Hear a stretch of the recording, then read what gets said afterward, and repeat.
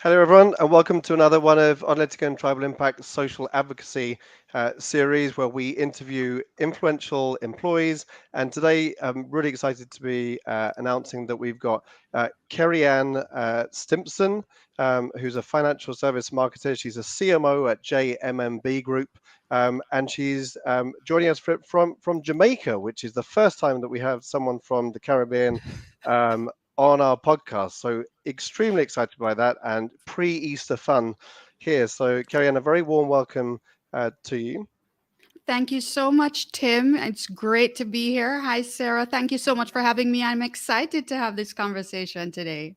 No, it's an absolute pleasure. And so maybe you could kick off by just telling us a bit about your background and importantly, when your social media journey and when you started becoming having an increased presence and a bit more influential Great as question. well. So great. So I'm happy to share that. So as you rightly highlighted, I'm the CMO. I'm the Chief Marketing Officer of a financial services group of companies based in the Caribbean. We're headquartered in Jamaica, which is my home country, but we also have operations in Trinidad and Tobago and the Dominican Republic. So I get the chance to do a little bit of island hopping, which is great. I'm a wife. I'm a mom. I love a good glass of wine and great conversation. And my passion project that I've been doing now for the last about 18 months is I'm also the producer and host of my very own podcast, the Internal Marketing Podcast, and I'm sure we'll get into that. As far as my own social media presence, I would say that I really started to dig into my social media presence, I would say right before the pandemic hit. To be very honest with you, I struggled with imposter syndrome for quite a long time. So I was a LinkedIn member for quite a while, but I just did some lurking, logging in and lurking. And I really decided, you know what, I need to use my voice. I have so many years of marketing experience, life experience that someone else could benefit from. And I got some very encouraging words from a mentor of mine who said, hey, share your experience with the world. There's always one person that can learn from your experience. So be bold and step out there and share it. And that's exactly what I did. And it's been a great journey ever since. So I would say about 2-3 years now, I've really been digging into my own personal content on social media.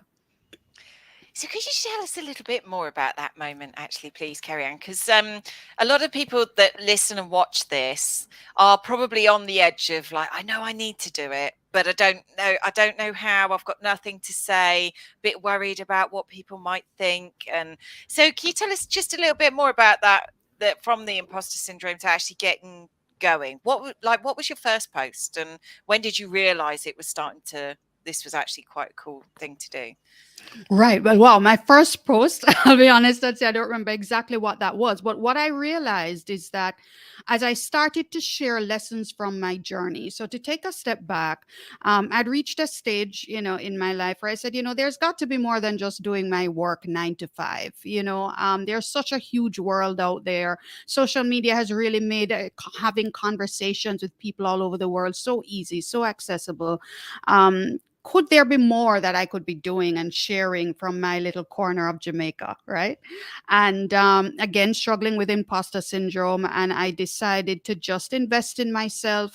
Did a thought leadership program, and again formed a mentorship relationship with someone who led the program. And they said, well, why are you afraid to speak?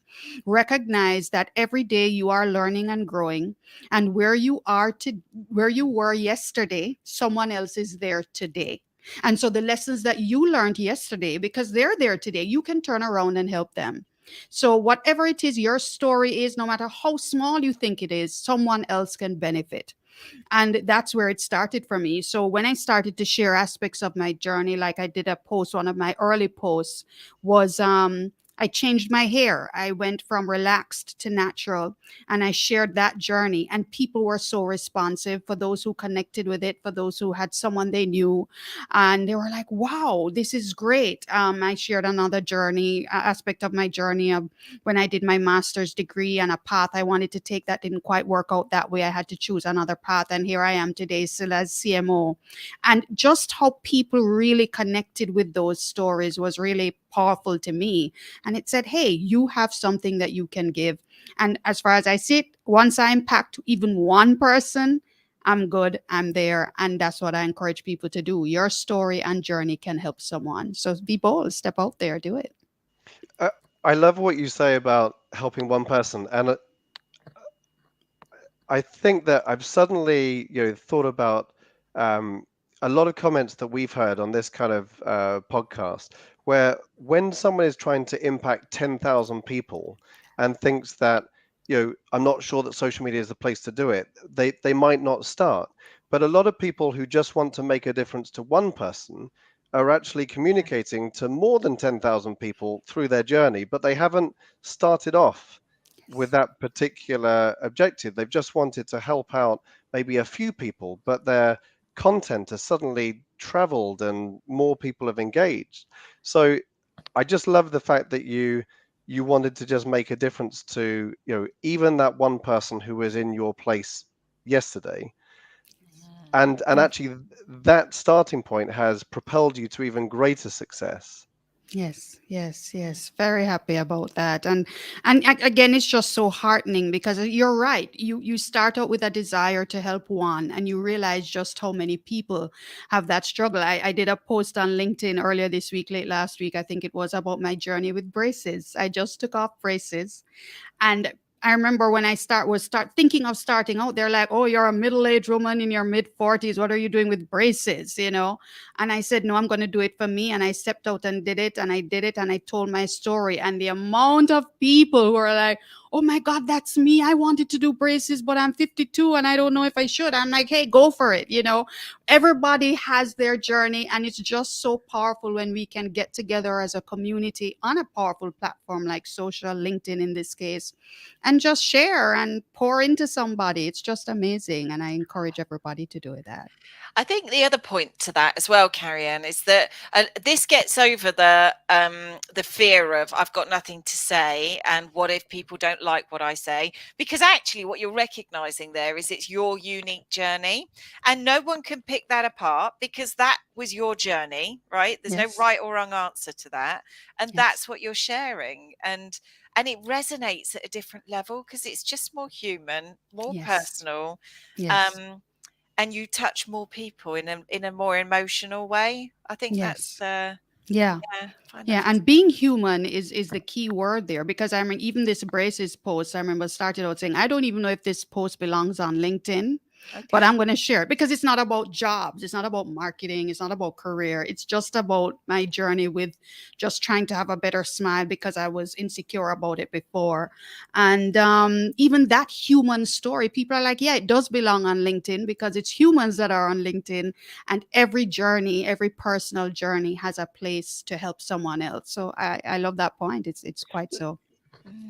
So would you say that you went on social through more of a personal drive, or would you say that you thought about the impact it could have on the company you work for, on JMMB Group? Well, for me personally, it wasn't so much about JMB, I'll admit. It really was for me personally. But then the spin off effect, of course, was that my company benefited.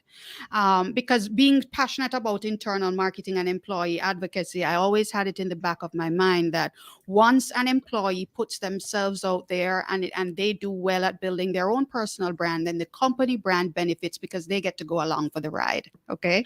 And so for me, it was the best of both. So while it had to be a personal motivation for me to do it, because at the end of the day, I always believe people work for themselves, right? So it was very much personal. At the end of the day, it's always, well, I'm also the CMO of a great brand, and the brand gets to go along for the ride. So my interactions will benefit both me and the company as well, and that's exactly what happened. Mm. That, So how do you straddle that personal company kind of social media um, brand? Sorry, Sarah. I was, no, that's yeah. I was going along the same lines. Yeah. Well. First of all, I think, well, first of all, I have to give props to the company, right? I work for the kind of company that's very big on allowing and empowering team members to be their best selves, and that's where it starts. So my company was never about, well, you got to post this and you have to put this particular persona out there. Although we do, admittedly, yes, we do have our social media policies because we have to manage the brand. I'm the CMO, so I get that very, very clearly because we've had quite a few gaffes that we've had to manage where people go postal on social media. So I get it. But generally, as a company, we really are passionate about employees who want to be their best selves, who have dreams, who have passion projects that they want to pursue. And so I've always felt that comfort to be able to be bold. And once I'm comfortable that what I'm sharing is consistent with those values of diversity, inclusion, equity, just love, which is a core value of our organization. Once I'm comfortable that what I'm sharing are consistent with those values, then I'm pretty much free to do what I need to do and say what I'd like to say. And again, it's been awesome, but it has to start from ensuring that that culture exists and employees really feel comfortable building their brands within the context of the brand that they actually represent, whether they like it or not. Yeah, now that I think is quite interesting because I do believe there's a bit of a stumbling block here with a lot of companies that don't quite they see maybe employees as a channel for amplifying brand content and less of a platform for showcasing the amazing talent they have in the company. Now, I was going to say to you, how do you convince your leaders about that? But it sounds like it's already embedded into the fabric of the culture, that's already there. But there are leaders out there that will say, well, hold on, why would we help our employees build their professional brand on LinkedIn and then they clear off and get a job elsewhere? Why would we do that? What would be your answer to that, Kerry? Kerry-Ann, because I'd be quite interested to know.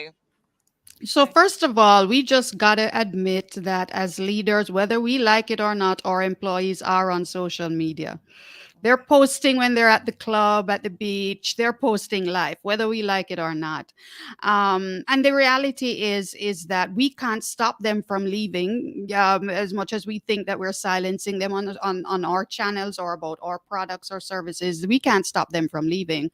So the first order of business in any organization, I think, is really to ensure that your culture, your benefits, your employee experience is solid. That's where it starts. I'm into internal marketing, and that's a huge part of it. If you're not creating the kind of environment that makes your employees happy and engaged, then that's where it starts. So let's not even talk about what they post on social. Let's start there. And once you're confident that that's happening, then guess what? When happy, engaged employees put themselves out there, not only, yes, they could put themselves up for possible poaching by the competition, the company brand gets to go along with the ride, A, as I said before. But B, what you're also doing is you're attracting great talent as well, because happy, great talent will attract great talent as well. So there's awesome benefits all around. So even if you do happen to lose someone, again, you've just really done an awesome job of building your company brand through happy, engaged employees. And you're going to get people wanting to work for you as well. So it all comes out in the wash. And I think, again, everybody benefits on all sides. And I think you're the first brand that I've seen which has love as the kind of brand value. I looked up the JM&B group, and you could just see it across a lot of the kind of text and rhetoric and the posts that there was just love everywhere, which I think comes across really strongly. And I don't see any other brand. I mean, they talk about innovation and cool and that they care about people, but it just felt different. Yes, yes. And people just, I don't think people, when they hear it, they're like, a financial institution, a bank that talks about love. Aren't banks just about fees and interest rates? Not really. I mean, it's a great story, and that's probably another episode. But one of our co-founders, when she decided to create a financial institution based on love, it was coming from a place of recognizing that all human beings are created equal. All human beings have inherent greatness already residing in them. And usually what's required is the power of love to unleash all of that. And what a wonderful world we would live in if everybody loved themselves and loved each other. And so that's the basis on which we were founded, and it's what continues to motivate us, and it helps to inform every aspect of our operations, including, as I would have shared earlier, how our employees are allowed to express themselves and build their own brands. And it's just been a wonderful journey. And as if I might add, it really helps the marketing effort as well. I find I don't have to spend as much on marketing when you have such a strong brand with such a unique value proposition that's powerfully delivered to the client. That's your marketing right there. You don't need to spend as much putting something out there because you're just so unique and people endear to that. You see, I think that's fascinating. I went to a networking event last night that talked about purpose-led marketing, and a lot of them, the traditional old campaigns, sponsorships, da da da da da. But what you're talking about here is that you're almost tipping the whole thing on its head. A company will sell itself through the power of its brand, its values, its people, its that is quite a different approach, isn't it? And Yes. I just find that quite fascinating, really, actually, that the role of marketing is completely changing, and the fact that you're taking the driving seat in this as a Mhm. CMO, I find that very interesting. So It's been wonderful. Just the other day, there was quite a bit of a kerfuffle in our local space about bank fees, and I think it's an international conversation. Are banks charging too many fees in terms of dollar and what they charge a fee for? And we entered the chat and we said, you know what? We charge fees too, and we recognize banks need to charge fees. But again, because we are built on the basis of love and having our clients' best interest at heart, there are certain things we will never charge a fee for because that just goes against who we are. And in fact, there are some fees that they're third party fees that we may get charged and we may have to pass on to you. We don't pass it on because we don't believe it's in your best interest. We absorb that. And let me tell you guys, when that message went out there, it went viral and it wasn't on us. I mean, people just carried it. The tentacles just went because here is a bank, here's a financial institution that's standing up for its clients. Look at that. And so, again, when you talk about purpose, if you're living in your purpose and you allow that purpose to really come through in all of your decisions, your operations, yeah, that's your marketing right there. I mean, people will do your marketing for you, your employees and your customers. Yeah, I think that's a wonderful example. And by the way, anyone listening, please do ask a question to Kerry-Ann. We'd love to bring some of the questions from the audience as well. I just want to dig into a bit more about how this works from your brand perspective then, and how you activate employees at scale. Obviously, Yes. you've got some really powerful brand messages, and you're obviously a wonderful example of showing up on social media. Financial services companies struggle to get this at leadership level and obviously all throughout the organization. Can you talk a bit about the senior leadership team, some of the challenges, how you're doing this more at scale, and how you start looking at some of the brand metrics and seeing the impact of that? Yes. Great questions. So, where the leadership team is concerned, I wouldn't say that I've had much pushback, as I would have highlighted earlier, based on who we are as an organization. They're generally comfortable with the idea of having employees put themselves out there and build their brands. Again, once it's in the context of our requisite policies and that sort of thing. So, I've never had that issue. For the most part, I think probably from a senior leadership perspective, a lot of them are still very shy, not necessarily wanting to put themselves out there. That's usually, I find, the bigger battle. But what I would say is the hump that we've had to kind of get over and still working through is how do we support employees to be bold enough to use their voices in whatever way? Because we've never subscribed to the fact that, okay, everybody needs to talk about financial services because they work with a financial services company. We're now at a place where we say, look, whatever is your passion, whether it's a travel blog, whether you're a life coach, whether you just love your dog and you like to post about your dog or your cat, we're good with that. Just put yourself out there. And so what we've done is we've done things like training programs. We've brought in personal branding experts to give tips and advice on how they can do that. We formulate little chat groups, in WhatsApp, which is our preferred communication informal communication platform, and we encourage everybody, start here, comment here, look at this, consider that. And it's really been a great journey because people are now beginning to find their voice and use it. Where it works for us, and when you talk about brand metrics, Tim, is when we can look at social media activity that can be connected back to what is happening, especially where our employees are concerned and how their customers are being impacted. So for instance, when I look at something, and people call these vanity metrics, but I'm just going to be frank, if they're vanity metrics, that's okay. I think it's an indication of how healthy and strong the brand is. So we look at things like brand mentions on social media. And I can show my leadership team right now that most months our brand dominates mentions on social media, even beyond some of our larger competitors in terms of their client base and budget and marketing resources. We still dominate mentions because we're dominating the conversation, and we dominate the conversation because of our purpose driven approach and because of our people and how we exude our culture to everybody we interact with. So we constantly are dominating mentions. Sentiment, brand sentiment, another great metric that typically, again, most months we dominate positive sentiment, because again of who we are and how we show up on social and how people have that conversation and talk about us on social.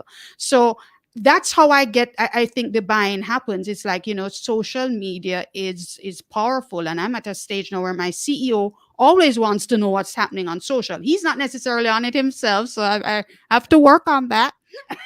But he is sold on the power of social and what it does for our brand. And even though it's vanity metrics, he's all over it because it's an indication for him that people love us and they're having great conversations about us. And hey, who But doesn't want that? I think that's great that your CEO is even connected to your social listening, to be honest, because it's so powerful. I mean, Hmm. social listening typically will sit somewhere in the organization managed by marketing. And it kind of stays there, and it's just we'll do some reports on it. But the fact it's being taken seriously at the board level, that Hmm. shows because social listening is so much more than just how many brand mentions did we get. It's where you get insights about product development. It's where you Hmm. understand whether customers are happy or not, where the issues are, and I think that's a great signal, actually, that the board's Absolutely. interested in that. Absolutely. He has a tracker on his phone. I'll just be straight. He has a tracker on his phone. And even when certain complaints will pop up, because depending on the app, you get has a complaint, he sometimes is ahead of the gun with us. He's like, oh, somebody here just tweeted. Look, we need to jump on this. So he's very, very much in tune with that. And as you say, you get so many, what the pain points are, what the pressure points are, what they love, what they don't love. And yeah, it informs so much of what we do, and it's been great. And the fact that he's tuned into it, I think, is a very good thing. Yeah, I think that's really cool. I have a just an out of interest question. What are the main social media channels in the Caribbean? Specifically in Jamaica and the Caribbean. Is it LinkedIn and Twitter, like you're saying? What other channels are really big? Right. Great question. Well, it varies from country to country, I find. The most popular in terms of user base is still very much Facebook. Facebook probably has slowed in terms of growth, but Facebook is still hugely popular in the Caribbean. Now, when you're talking about other platforms, it varies from country to country. So, like in Jamaica, Twitter is hugely popular, but for particular kinds of conversations. In Trinidad and Tobago, however, where we also have operations, LinkedIn tends to be even more popular than Twitter. You know, so it just depends on the country you're in. And so I say to my country CMOs, your social media strategy would have to be driven by what are the platforms that make your audiences tick, and that's how we use it from there. Instagram, perhaps, and of course, most recently, TikTok are the fastest growing platforms, but more so among the younger millennials and older Gen Z generations. But yeah, I would say those are the big ones for us. So not too far behind you guys. And YouTube is huge as well.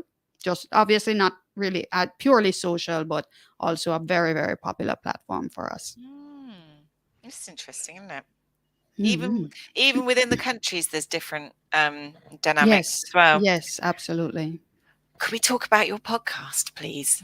Sure. Sure. Because this, I think, or did you want to ask anything else, Tim? Around, No, I, I'd be I think the interested. podcast is I'm perfect. curious. Yeah. So you run it. First of all, I'd like to understand, at what point did you think, okay, I've started sharing on LinkedIn, I've started to build my presence there. Right, I'm ready to start creating some unique content. Mhm. So when did you think that, and what made you feel that the podcast was the way to go? Great question. So going back to that thought leadership course that I said I took, again, part of it was helping me to find my voice and what was the best way to use my voice. And you start to think, okay, do I start a blog? I did a wonderful assessment by Gallup Strength Finder 2.0 and realized that one of my strengths was intellection, which is true. I love having great conversations, just like the one we're having right now.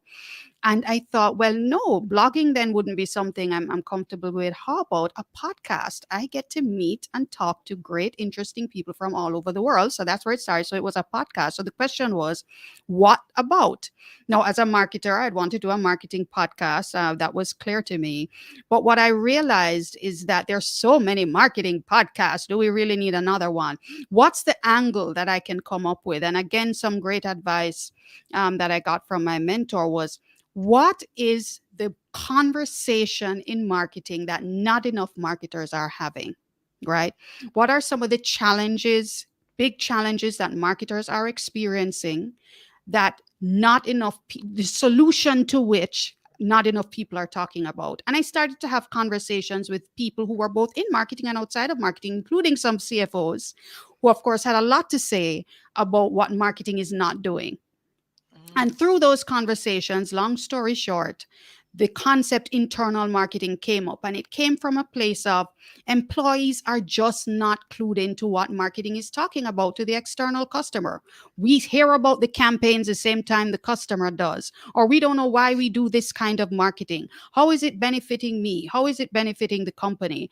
And I said, there really needs to be a space in marketing, and I found it too from my own experience. There really needs to be a space in marketing where we are engaging our internal people, because guess what? They're the ones that are delivering on the brand promise to the customer. Whether you're on the front line or you're producing the widgets in the back, you're delivering on that brand promise. So why shouldn't we be engaging you? And then internal marketing, which of course is, as you mentioned, is not my nomenclature. I found it certainly online, books that have been written. And I Googled, no other internal marketing podcast existed. So I'm like, yeah, this is the conversation. And that's where it all started. Yeah, that's where it started. Because there's internal comms, isn't there? That's Yes. much more used, but not internal marketing. Right. I don't know whether there's something there or whether it's Yeah, just a there's a change in the there's a word. slight difference in terms of the objectives.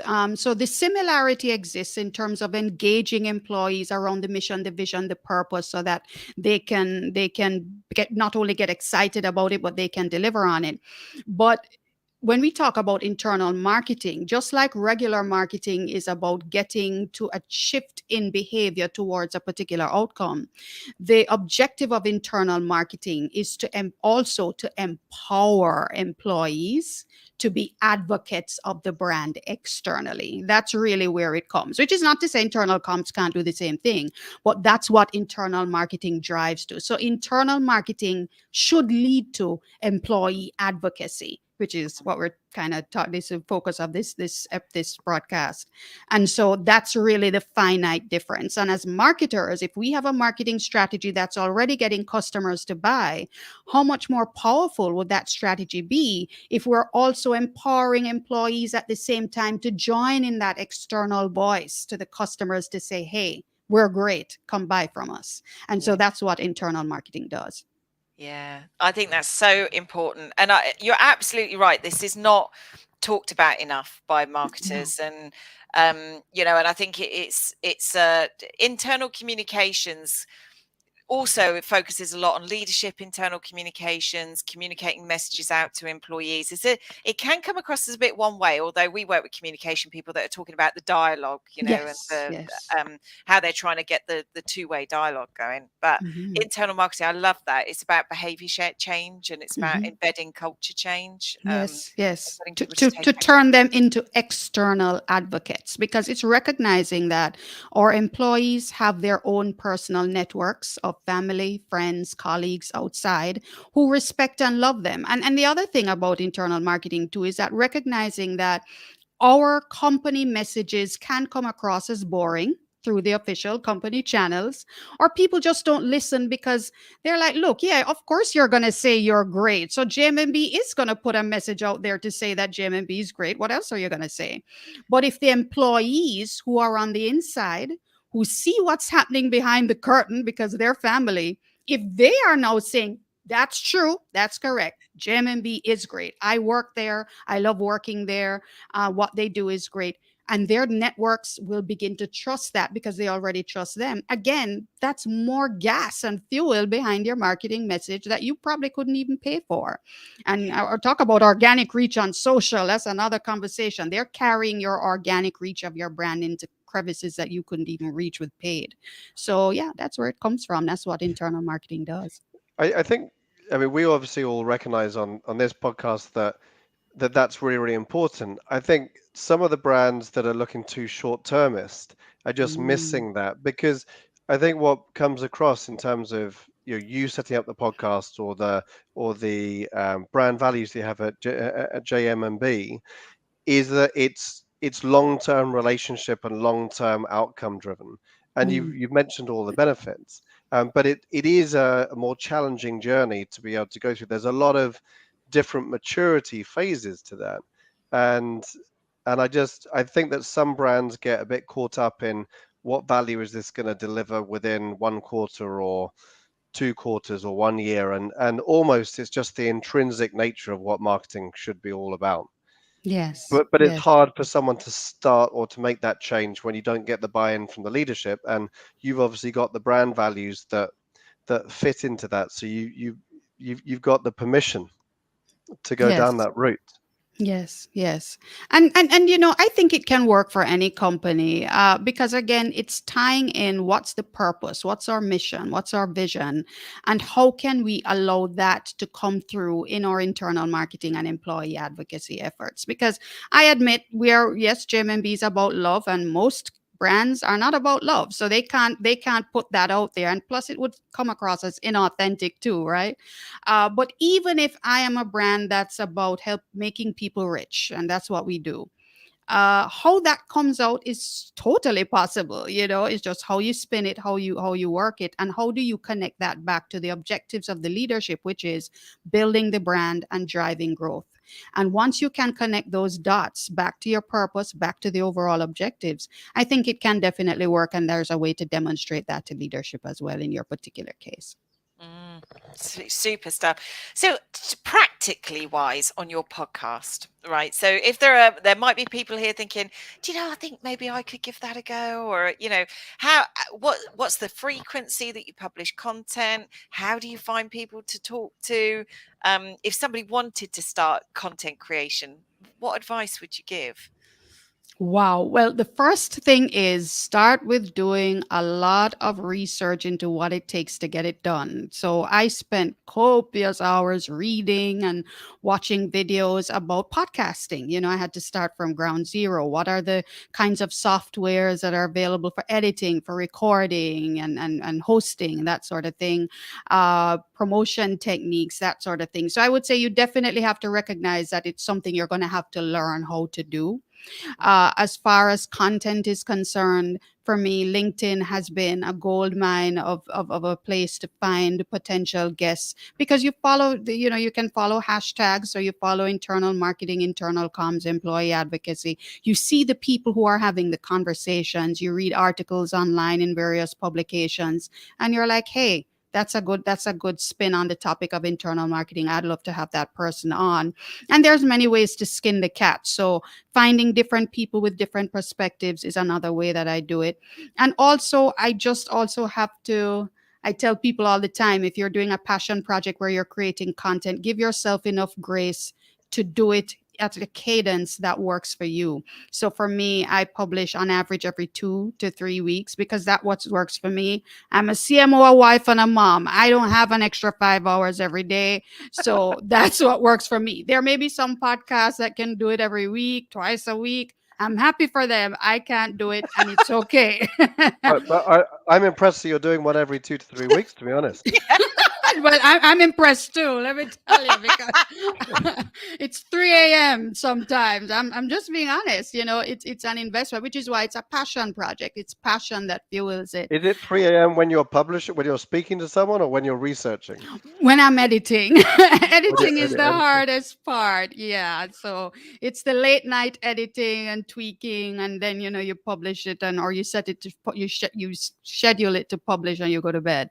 But during the day on LinkedIn, in my regular LinkedIn discourse, you pick up people, you reach out to them. People are usually very, very willing to come on board, and I record at a mutually convenient time, and then you hang on to the recording, and when the kids are gone to bed, I edit. So that's basically how it goes.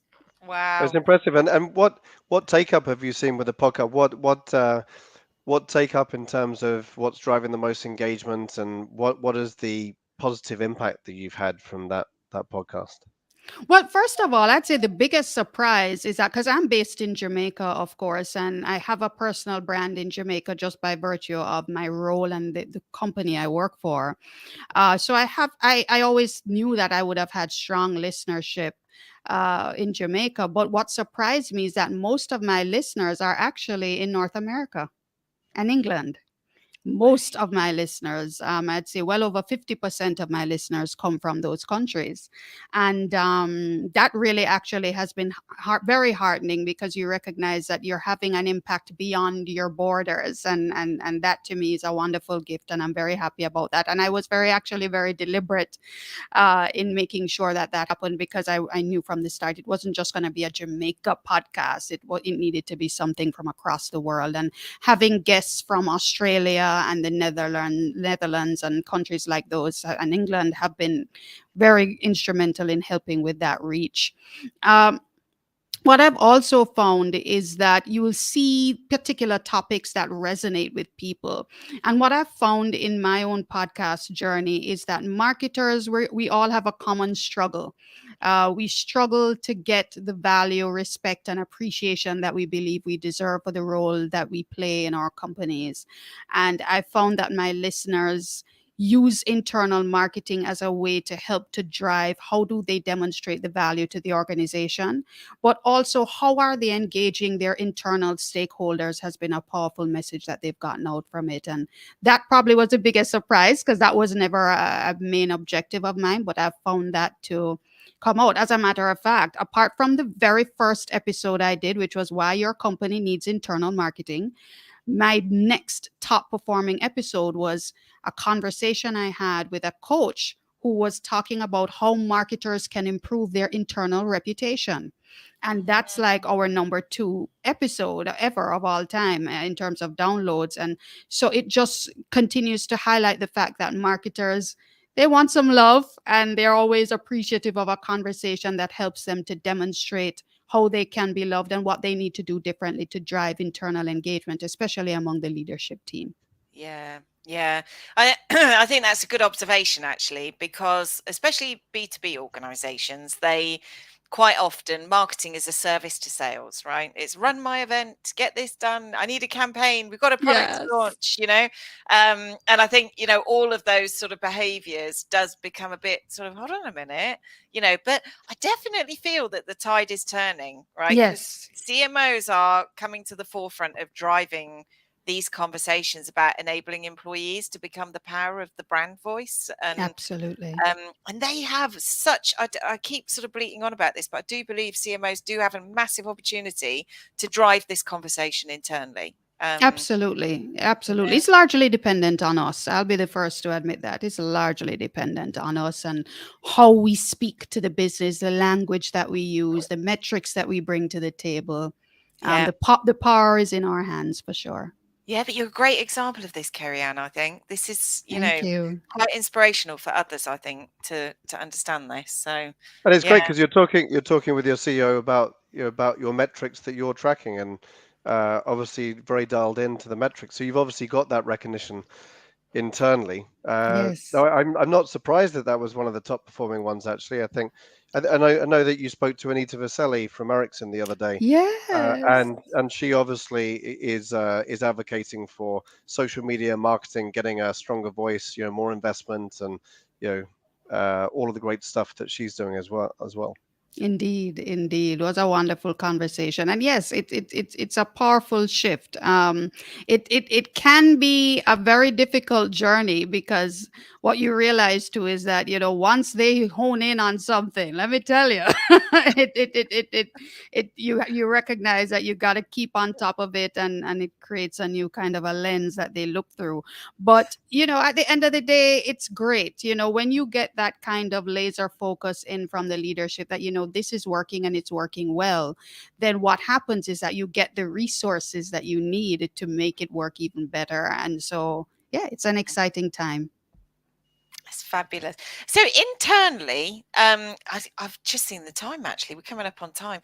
One very quick question: do you have any tools to help employees? I mean, you don't have to name them, but you've talked about training? Do you give them access to tools so they can easily share content, or is it down to them to find their content? Just curious. Right. So there I would say there are two main ways we do it. So we have a nice shared location where we have content that we put in there, kind of like a library, and then they can go in if they want to. It's not compulsory. They can go in and pull stuff that they can either take and repurpose, or if it's even just to look at what's in there to get the creative juices going so that they can generate content for those people who want to talk about financial content. But also, what we do is it's really about giving them ideas about how to dip their toes in the water, and that's really the big point that I love to make to them, because sometimes they're not there where they want to create content. They're just not there. Maybe they don't have the courage to do so, or they just don't know where to start. And I say, look, start in the comments. Start in the comments. Just find people that are talking about things that you want to talk about, that you're passionate talking about, and just start in the comments. LinkedIn, as you know, is great for this. Just start in the comments and just keep commenting. And what you find is not only that does that allow you to build relationships, it gives you exposure, but it also helps to get the brain going as well, as far as inspiration for creative thinking and content that you can eventually start to create yourself and post. So that's really how we do it. It's really more along the lines of just encouraging them and providing them with tips and moral support to start using their voices. Yeah. And I just got one last question. You mentioned that a lot of your executives are shy, and you're trying to embolden them. Mhm. Is what you've just said your tactics to do that, or do you have some advice for other brands when they've got shy execs that they're trying to embolden as well?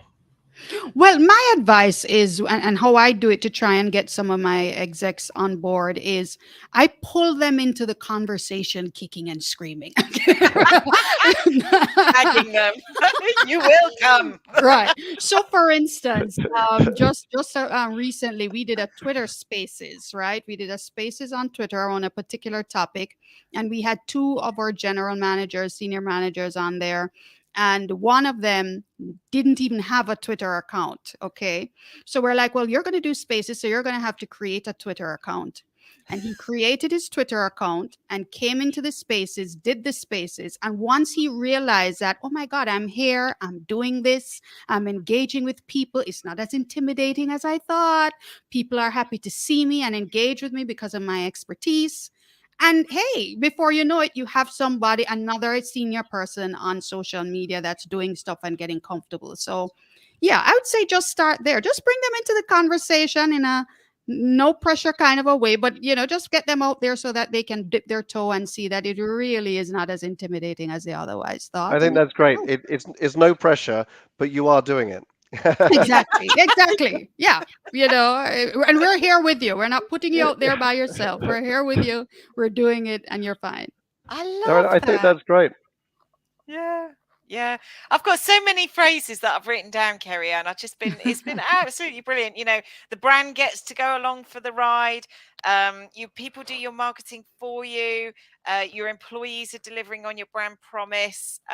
Just bring them into the conversation, and also your content strategy about learning, from my journey and sharing the learning from my journey. Mhm. No right or wrong answer. It's your journey, right? And it's going to help. So, and that whole analogy, I'm almost seeing a picture actually of, you looking to yesterday and seeing someone, where you were yesterday, there today. I just love Yes, that, and helping them up. It's, absolutely. yeah, some amazing insights. So thank you, Kerry-Ann. You've Thank been brilliant. you. Absolutely Thank Yeah. brilliant. you. Thank you so much. It's going to be easy for us to pull some good sound bites. Yes. Great. So easy. Great. Absolutely Thank brilliant. you. Yeah, thank you. And anybody who's listening or watching the recording, you can watch this on the resources pages of Tribal and Analytica's pages website. And yeah, thank you so much. I, really appreciate it. I've taken so many things from that. It's very Thank inspiring. you so much, guys. I really appreciate the opportunity. It was great meeting you and having a great conversation, which is what I love. And yeah, I encourage everybody to just connect with me on LinkedIn. I'm also on Twitter. And of course, I have the podcast as well. So looking Oh, forward to engaging with everyone. Thank you very much. Thanks, super. Kerry-Ann. Thank you.